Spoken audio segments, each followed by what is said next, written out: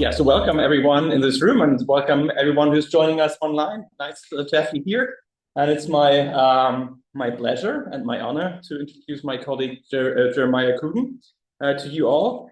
Jeremiah is assistant professor of New Testament at Santa Clara University in Berkeley, California, and his research focuses on gospel reading, the social history of early Christianity, and the history of enslavement. In his more recent work, he explores the practices of reading and textual production in antiquity, a focus that makes him ideally suited for today's lecture: synoptic work, Roman slavery, gospel writing, and historical imagination. Before earning his PhD from the prestigious University of Notre Dame in 2020, Jeremiah studied theology, classics, and Judaism and Christianity in the Greco-Roman world at the universities of Tübingen, Oxford, and the Hebrew University in Jerusalem. After completing his PhD, he moved back to Oxford, where he held a postdoctoral position as the Marie Curie Fellow from 2020 to 2022, before assuming his current role at the Jesuit School of Theology of Santa Clara University. By the way, the first Protestant to ever hold this position at a Catholic institution like this. His PhD dissertation, published in 2023 by Oxford University Press under the title Eusebius the Evangelist, Rewriting the Fourfold Gospel in Late Antiquity, has received numerous awards, including the renowned Manfred Lautenschläger Award for Theological Promise from the University of Heidelberg, the J.P. Gumbert Dissertation Award from the University of Hamburg, and the Alexander Brüning Prize. Building on these significant achievements, Jeremiah's scholarly contributions continue to expand. Despite his relatively young academic career, his body of work is truly impressive, and his other publications, including numerous peer-reviewed articles in high-ranking journals, are so extensive that it is impossible to cover them all in detail here. Jeremiah, we are delighted to have you here and share your insights with us, and the floor is yours. Thank you so much. Thank you everyone for being here. I'm delighted to be with you all and to have the opportunity to think together about gospel books, writing, and the history of slavery. For several decades, scholarship on the Synoptic Gospels, that is to say, the New Testament Gospels of Matthew, Mark, and Luke, has investigated the compositional practices involved in the production of literature in the Roman Mediterranean. This trajectory of scholarship anchors source-critical models in attested textual practices, emphasizing how ancient readers and writers interacted with physical texts and how particular methods of textual production were privileged by ancient educational and cultural norms. As described by Robert Derenbacher, this mode of scholarship investigates the ways in which an understanding of the literary cultures of the Greco-Roman world can inform synoptic source-critical discussion. John Kloppenborg similarly writes that attention to the mechanical and physical constraints of composition ought to affect the ways in which we try to solve the synoptic problem, at least to rule out procedures that are either otherwise entirely unattested or that require access to technologies that did not yet exist. Phrased in broader terms, how did people in the Roman Mediterranean compose texts? This trajectory of scholarly inquiry centers the how, the cognitive, material, and social dimensions of literary production in the Roman Mediterranean. In my paper today, I also focus on the how, but I argue that the current conversation ignores a vital part of the material and social context of textuality in the Roman Mediterranean: collaboration and invisible labor, that is to say, the who. New Testament scholars have privileged models that center on individual, typically male, authors, and on singular bodies. Standard arguments are limited by what scholars imagine this singular author doing. Following Haitian anthropologist and historian Michel Boileau, we might say that, quote, the process of historical production, that is, the ways in which the discipline of New Testament studies creates knowledge about the past, has excluded collaboration, invisible labor, and enslavement from thinkable histories, that phrase trios, of the Synoptic Problem. Enslaved and other subaltern collaborators have been, we might say, unthinkable in models of compositional practice. In my paper today, then, I seek to destabilize some of the default assumptions about synoptic working methods and challenge these constraints on scholarly imaginations of the possible. The stakes of this intervention are both historical and ethical. Uncredited collaboration and the exploitation of enslaved workers were widespread in Roman literary culture. Yet scholars of the New Testament, and indeed quite often scholars of other ancient Roman literature, have not grappled with the implications of this historical situation. Scholars of the Synoptic Problem occasionally, very occasionally, mention dictation, but often reiterate slaveholder epistemologies and despotic fictions that deny the intellectual contributions of subaltern workers. Modern scholars often find it far too easy to overlook how these enslaved and formerly enslaved people were meaning-making participants, and not simply, as ancient discourses would hold, tools, prostheses, or hands in the production of knowledge and the composition of literary texts. Even as scholars attempt to reconstruct the material practices by which ancient texts were produced, standard models of synoptic composition reproduce an ancient attempted erasure of subaltern textual workers.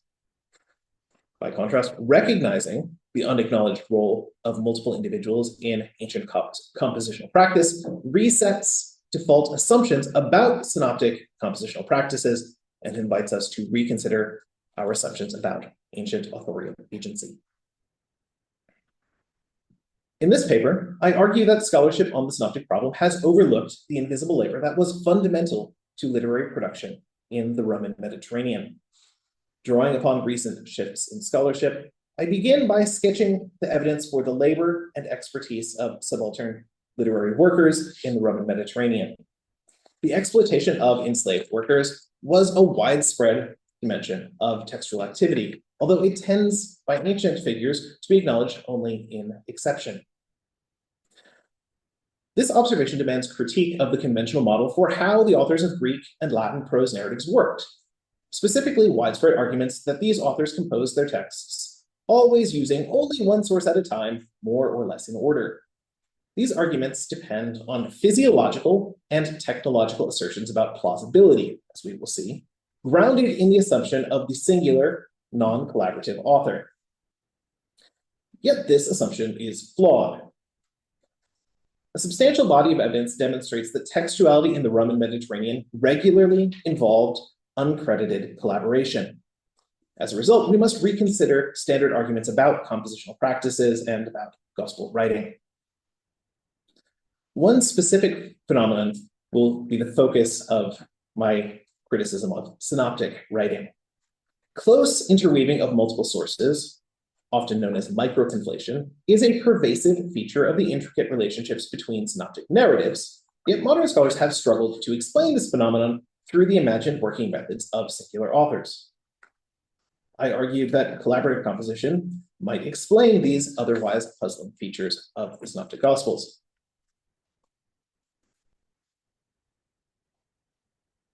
These arguments have broader implications for the Synoptic Problem and for Synoptic Gospel writing. When scholars acknowledge uncredited collaborators, then not only do models of compositional methods change, but one must also rethink the role of redactional tendencies and, perhaps most importantly, the agency behind them.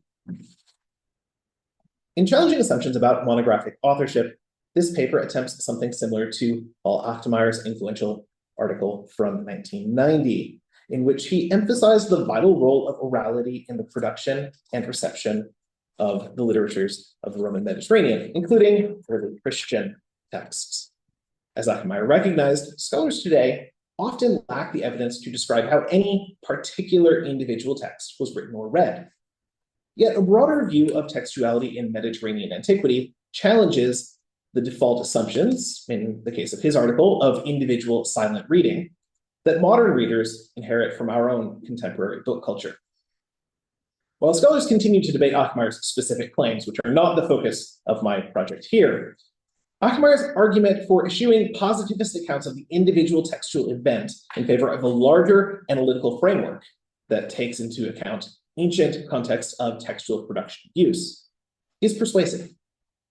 In the same way, it is difficult to demonstrate conclusively that any individual synoptic text, any individual gospel, was produced collaboratively. Yet by drawing attention to the labor involved in ancient literary work, I want to challenge the regnant and flawed assumption that the possibilities of gospel writing were constrained by the minds and bodies of singular authors. Subaltern literary workers. In the Roman Mediterranean, we often find traces of subaltern literary experts hard at work around the so-called author. These figures are overwhelmingly enslaved or formerly enslaved. They performed numerous tasks, taking notes, editing drafts, copying material from commonplace books, organizing libraries, finding relevant sources, and so on and so on. The wealthy exploited enslaved workers to read aloud and to transcribe and compose texts. As Rex Bloomsbury writes, Roman literary activity cannot be understood without first understanding the pivotal and unique importance of slaves and slavery as the, quote, enabling infrastructure of Roman literature and creativity. Recent scholarship, here just a sample of it, has drawn renewed attention to this aspect of ancient Mediterranean textuality. William Fitzgerald, Sarah Blake, Tom Goy, Joe Howley, Candida Moss, and myself, among others, have analyzed how Roman authors exploited the labor and expertise of subaltern literary workers. This sea change in scholarship emphasizes something that Euro-American historians of Mediterranean antiquity have both known for a long time and also often ignored for a long time. Subaltern literary workers were fundamental participants in Roman literary culture. While this point is now uncontroversial to ancient historians, its non-trivial implications continue to destabilize our assumptions about ancient textuality and authorship.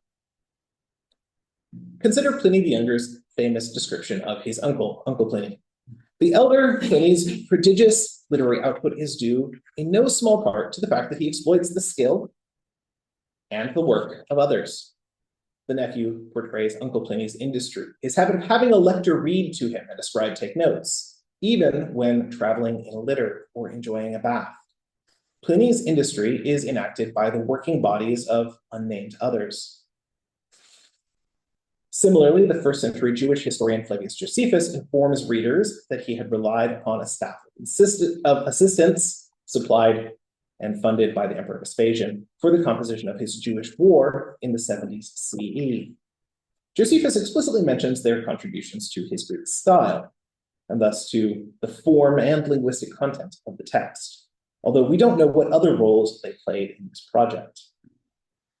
Both of Josephus's major works, The War and The Antiquities, a bit later, involved bringing together numerous earlier written sources, both for the distant Jewish past and for more recent events. One did not have to be as wealthy as a Pliny or as well-connected as a Josephus in order to rely on the literate labor of others. As Roger Bagnall and Raffaele Pribiore have shown, the letters, contracts, and tax documents of artisans and merchants from Roman Egypt reflect widespread reliance on the textual expertise of scribes, many of whom were enslaved. Further evidence for enslaved and formerly enslaved literate experts is provided by inscriptions for both men and women who worked as readers, secretaries, archivists, librarians, and in other similar roles. Despite this robust body of evidence, the standard model of ancient textual production continues to indulge the fiction of singular authorship. Admittedly, direct statements about the exploitation of enslaved workers are rather the exception. While figures from Cicero to Pliny the Younger and beyond mention reliance on enslaved secretaries, this information often emerges in complaints or to mark an exception. Tiro is sick, so Cicero can't write. Pliny's lector Encolpius is ill, so Pliny is bored, and so on. The exploitation of enslaved workers is the unmarked situation, seldom requiring comment. By contrast, elite authors in the Roman Mediterranean seek to obscure these workers and their contributions in order to maintain a fiction of self-sufficiency. Yet modern readers should not permit that ancient fiction to mislead us about the collaborative realities of Roman book culture. In Troyau's lucid phrasing, these silences are neither neutral nor natural. They are created.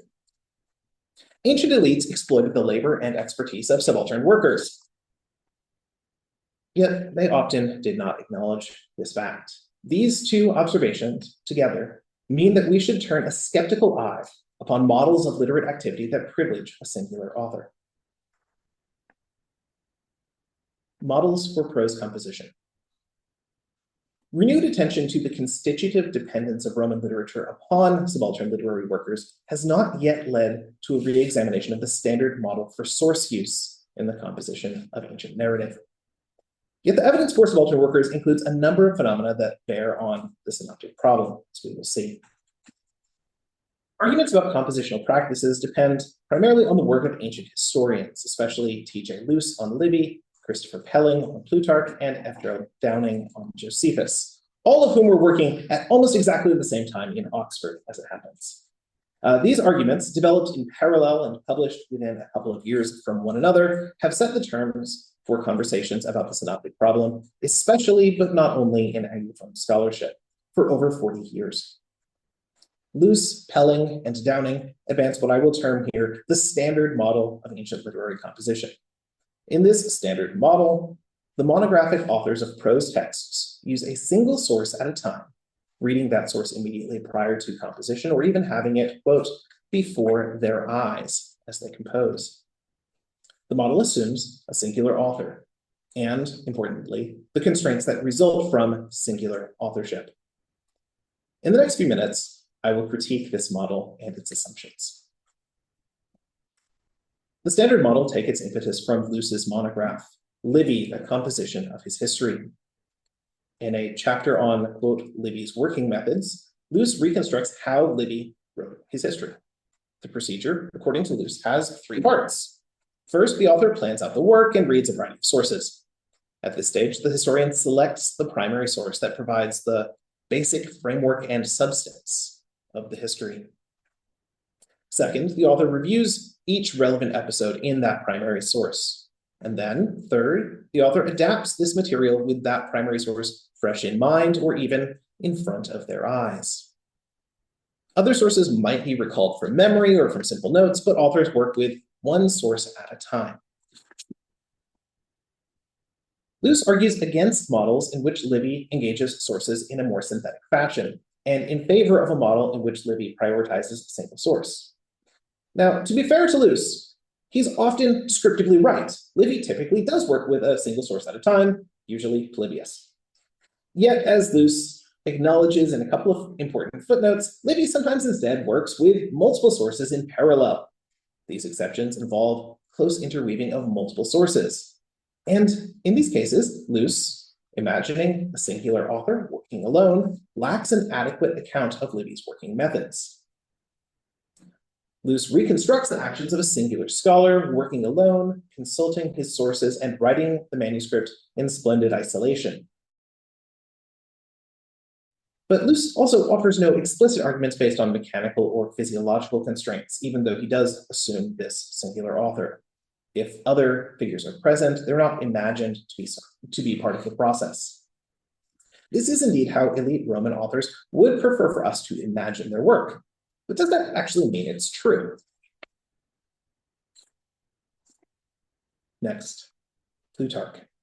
In an influential study, Christopher Pelling extended a number of Luce's arguments and introduced an extraordinarily influential new one. Pelling offered a technological argument for the use of a single source. Pelling writes that it is, quote, perverse to imagine direct use of multiple sources. Quote, in view of the physical difficulties of working with papyrus rolls, these were hefty and unmanageable things, and indexing, chapter headings, and even line and column numbering were rudimentary or non-existent. It would be easy to read a scroll continuously at the stage of the preliminary reading, but reading was a two-handed business, and it would be difficult to have more than one roll under one's eyes during composition itself. Now, Pelling's assertions about the unwieldiness of papyrus rolls and the absence of paratextual segmentation also do not stand up in light of more recent scholarship on books and reading in the Roman Mediterranean. Yet there is a more substantial problem with this technological argument. Pelling's model is constrained by what is practical and convenient for a single person with 2 hands and 2 eyes. On this model of technological constraint, Pelling rejects the use of notes and notebooks as well. He considers it possible that a second scroll might have been held open for an author by an enslaved person acting as a sort of human bookstand, and then he decides that this would be too cumbersome and he rejects it as impossible. Pelling thinks that it would be too difficult for that second text to be under the direct visual control, his language, of the real author. This direct visual control by the singular author is, for Pelling, essential to the use of a source. A collaborative process in which enslaved workers might have the expertise to navigate book rolls and read material as part of the compositional process is not considered. Nor does Pelling consider the possibility that additional collaborators might have been active participants in the cognitive work of interweaving sources. And so the refusal of multiple sources is not a result of Pelling's analysis of the data, but rather depends on assumptions about mechanical considerations and about ancient authorship as solitary. Furthermore, Pelling's governing metaphor is the text under the author's eyes. But this overlooks the fact that, in light of age-related loss of visual acuity, neither Plutarch nor anyone else in the Roman Mediterranean is likely to have done much physical reading or writing from Middle Age onward. As Nicholas Horsfall has observed in his discussion of a Rome without spectacles, many people were unable to engage directly in literate activity for physiological reasons. Rather, secretaries, notaries, and readers are the ones who enabled wealthy Romans with limited vision to engage in literary work. Candida Moss more recently has developed this observation by drawing attention to age-related vision loss specifically, which meant that most people in the Mediterranean world would have become illiterate. Moreover, as Moss demonstrates, widespread arthritis and other forms of disability limited the physical capacities for reading and writing for most of those whom we think of as authors, especially as they aged. But Pelling bends over backwards to preserve Plutarch as a monographic author. The imagined possibilities of composition are limited by the singular body, eyes, hands of Plutarch.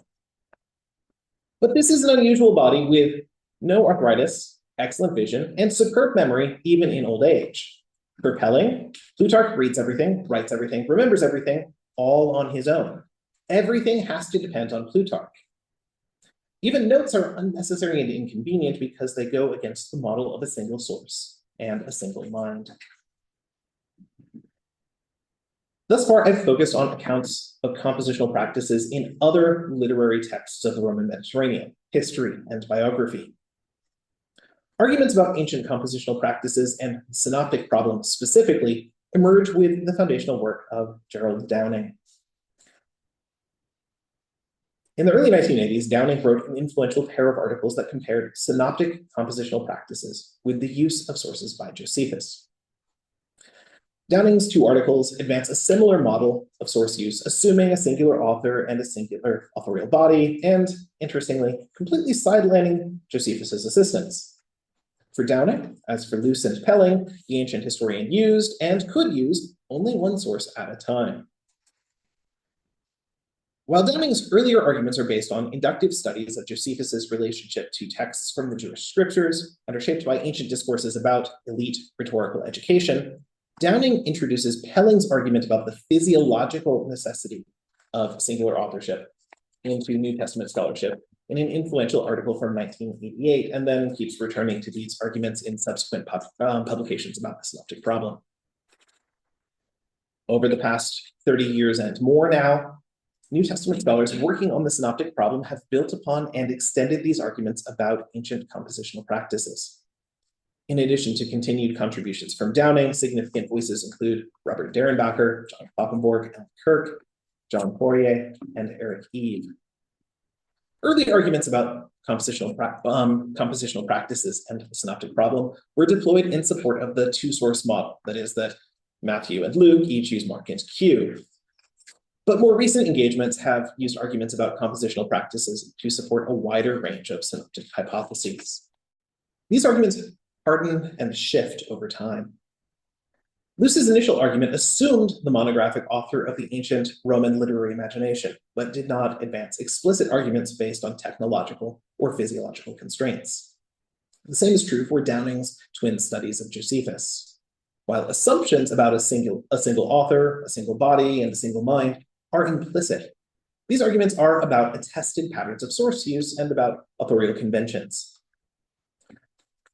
Yet Pelling's argument introduces an important new claim based on technology and physiology, and then via Downing's work, this becomes the standard argument in New Testament studies. Now, to be clear, the basis for this consensus is not the actual evidence of source use attested in the Roman Mediterranean.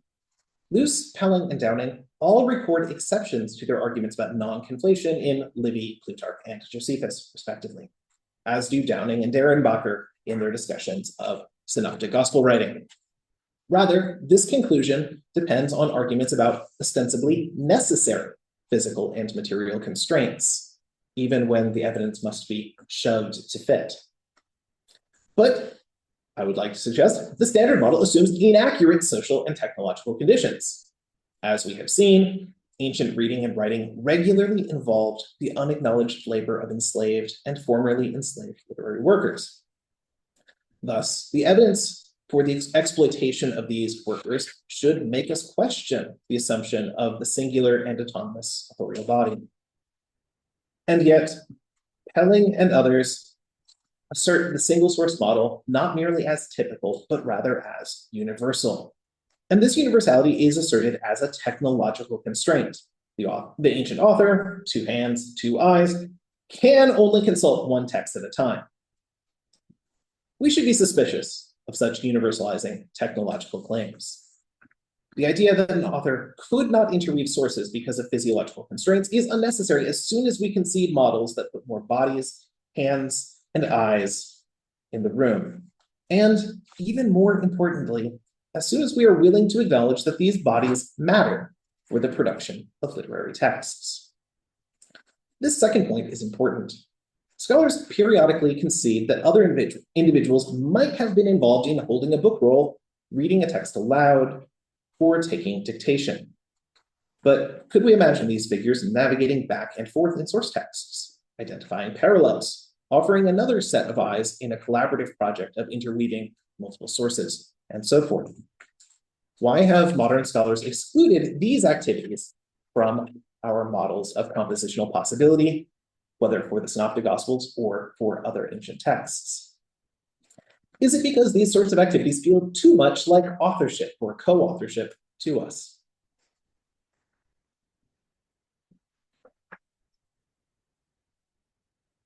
More briefly now, some evidence for synoptic collaboration. Textual practices in the Roman Mediterranean frequently relied on uncredited literary workers. This we've seen so far. And for this reason, I've argued against a reductive technological and physiological model. Practices that appear inefficient or impossible when we assume a singular author become quite simple with more bodies, hands, and eyes involved in the process. This should suffice to reset our default assumptions about the Synoptic Problem.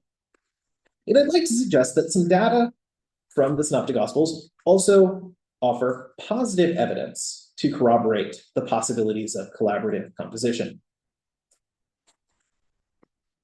Recent work on the Synoptic Problem has struggled with the phenomenon of microconflation. The standard model assumes that authors used a single source at a time. But when it seems that the Gospels are not just using one source at a time, but are in fact weaving more than one source together? This is the basic problem. The standard model doesn't have a solution for this phenomenon. If microconflation is mechanically, physiologically, and cognitively impossible, then a model in which this impossible thing occurs, even some of the time, is a problem because the impossible is still happening. And so to use arguments that depend on the standard model to argue for or against particular synoptic hypotheses, when all of the phenomena nonetheless leave you with something impossible happening, means we really should rethink how we set up the conditions of the Synoptic Problem. As you can guess, I think there's a pretty simple answer here. I propose that that collaboration by multiple active participants, a widespread feature of textual production in the Roman Mediterranean, provides a compelling and economical explanation for the otherwise puzzling phenomenon of synoptic microconflation. If every major model of gospel relationships requires a dense interweaving of details from multiple sources, and that's a point that is granted in the scholarship, then this observation would seem to suggest that Matthew and Luke were produced in collaborative ways. Some scholars have attempted to resolve these difficulties and maintain the standard model in two other ways that I don't think really work. First, notebooks and other intermediate and erasable media, like wax tablets. Watson and Poirier, among others, have proposed that notebooks might have organized sources and structured the composition of a new gospel. Notebooks and tablets were indeed part of ancient compositional practices, and work on ancient textuality should take them into account in modeling synoptic gospel writing. So far, so good.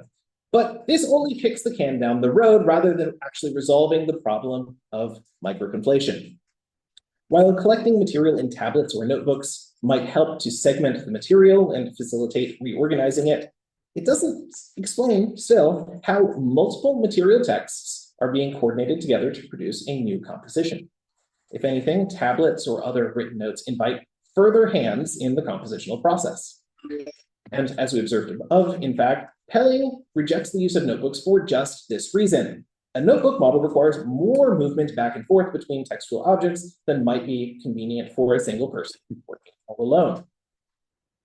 Or again, others appeal to maintain the standard model to the strength and precision of ancient memory. Yet while we do indeed find examples of feats of memory and of dependence on memory for some kinds of compositional projects in antiquity, these explanations fail to explain the dense interweaving of parallel texts into a synthetic new composition. Verbatim strings of words, especially particles, conjunctions, and articles, and the incorporation of minor syntactic and grammatical details are really difficult to explain based on memory alone. And indeed, Downing and Derenbacher, both advocates for the standard model, argue for the two-source model by rightly asserting that memory doesn't do a good job of explaining the dense interweaving of sources required by other models of synoptic composition.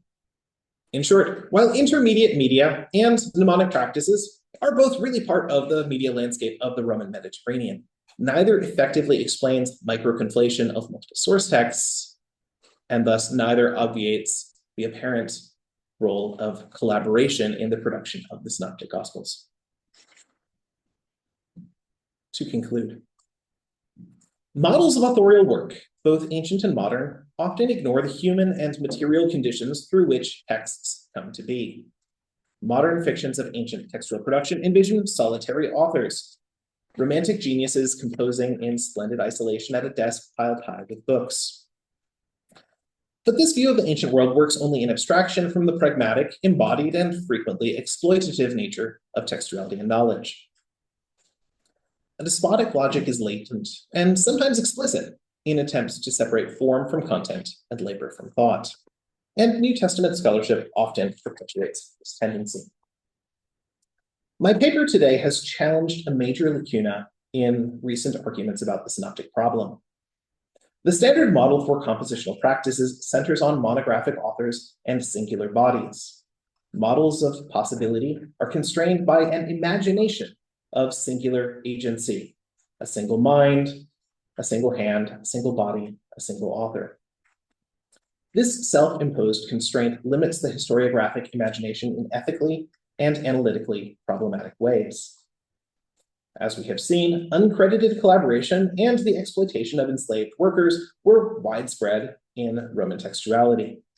To ignore this is both to ignore a fundamental aspect of literary production and also to elide the human dimension of textual labor.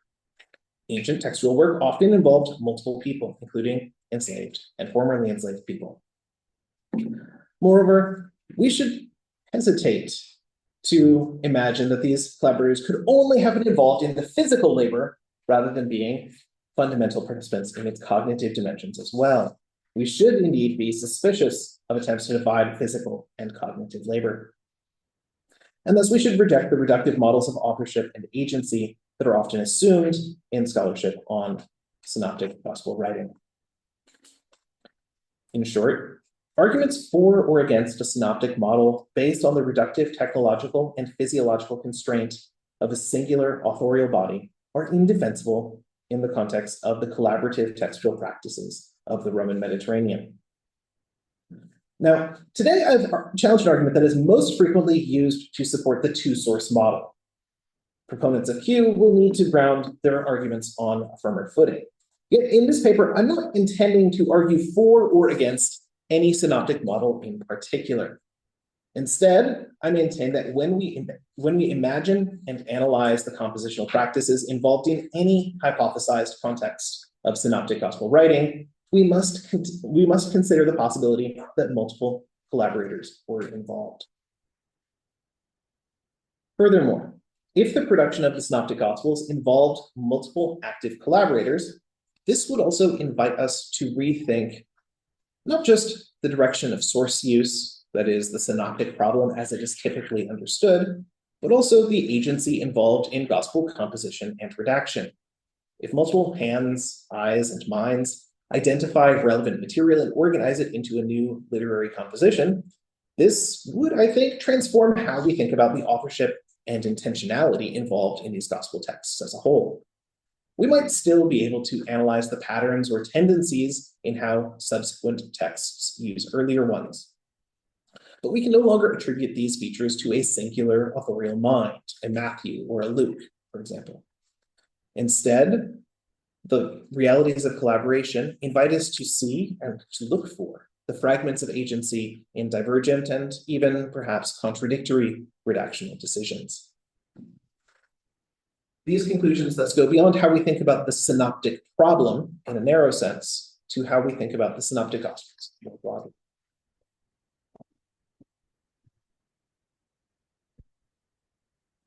Building today on the work of Michel Roth-Triot and also Daniel Villa-Peralta, my paper here seeks to deploy a historical hermeneutic not wedded to ironclad positivism. The goal here is to reimagine the scope of the thinkable in histories of early Christian literature. Acknowledging the invisible labor of subaltern literary workers in the Roman world doesn't mean that we can isolate the individual contributions of each participant. And indeed, I think we should resist that desire. The desire to divide up agency implies a value placed on the real author to be distinguished from their assistants. And thus, again, the desire to separate the real text from the work that might go into making it. This may indeed reflect, at some level, conditions of historical power, where some people get to claim the status of author and other people don't. But we should nonetheless remain attentive to the ways in which the power of enslavers over those whom they exploited are distinct from the realities, much more messy, of the contributions of those enslaved and exploited figures to complex systems of cognition. My objective in this paper is thus to challenge the limitations of the thinkable in our scholarship, drawing attention to how unjustified assumptions of singular and non-collaborative authorship exclude historically and ethically potent possibilities, both for the Synoptic Gospels and beyond. Thank you.